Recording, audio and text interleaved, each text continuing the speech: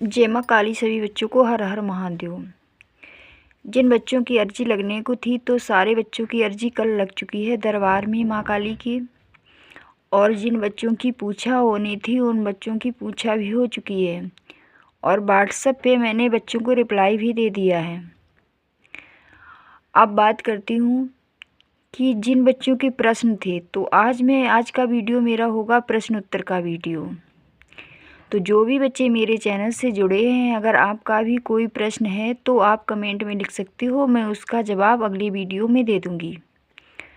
और अगर मेरी दी हुई जानकारी आप सबको पसंद आए तो चैनल को लाइक और सब्सक्राइब ज़रूर कर देना। तो चलिए, पहला प्रश्न है, दिल्ली से एक बच्ची है ज्योति नाम की।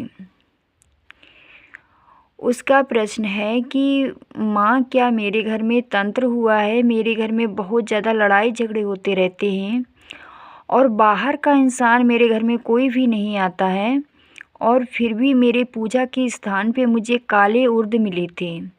जब कोई बाहर का इंसान नहीं आता है तो वहाँ पे तंत्र किसने किया? तो वो बच्ची ध्यान से सुन ले कि उसके घर पे तंत्र किया गया है, किसी के ऊपर नहीं किया गया है, घर पे तंत्र है। और बेटा, शक्तियाँ क्या नहीं कर सकती? कोई बाहर का नहीं आता है, शक्तियों द्वारा सब कुछ काम किया जा सकता है।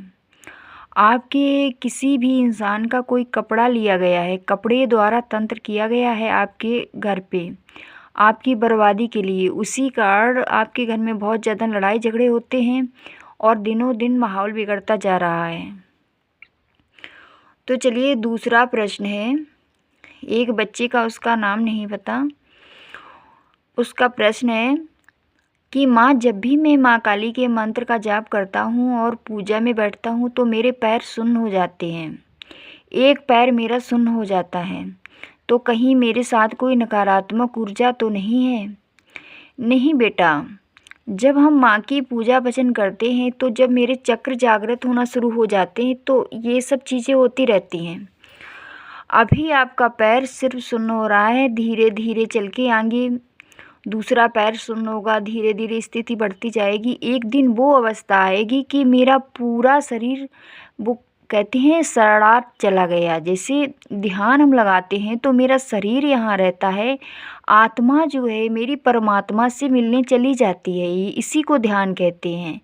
ध्यान की मुद्रा में मेरा शरीर सुन्न होता है। तो बेटा, आपका ध्यान लगना शुरू हो रहा है, अभी शुरुआत है बिल्कुल।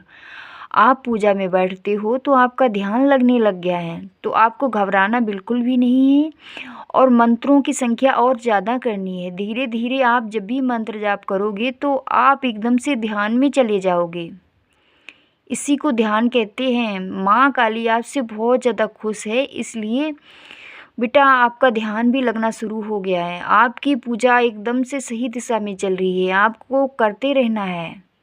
घबराना नहीं है कि मेरे साथ ये क्या हो रहा है, क्या नहीं। कोई नकारात्मक ऊर्जा नहीं है बेटा।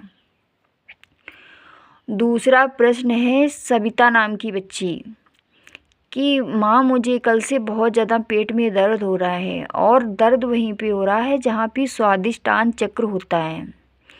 तो कहीं कोई नकारात्मक ऊर्जा तो नहीं मेरे इर्द गिर्द है? तो सविता नाम की बच्ची ध्यान से सुन ले, कोई भी नकारात्मक ऊर्जा की वजह से आपके पेट में दर्द नहीं है बेटा। दर्द वो इसलिए हो रहा है कि आप पिछले टाइम माँ को कई तरह के भोग देते रहे हो, वो भोग माँ की योगिनी ग्रहण करती रहीं। तो अब आपने जब से वीडियो देखना शुरू किया, मैंने बताया है कि ज़्यादा भोग नहीं देना है तरह तरह के। अब आपने भोग नहीं दिया है, इसीलिए वो माँ की योगिनी आपको परेशान कर रही हैं, और जब तक आप भोग देना शुरू नहीं करोगी तब तक आपके पेट में दर्द ऐसा ही होता रहेगा।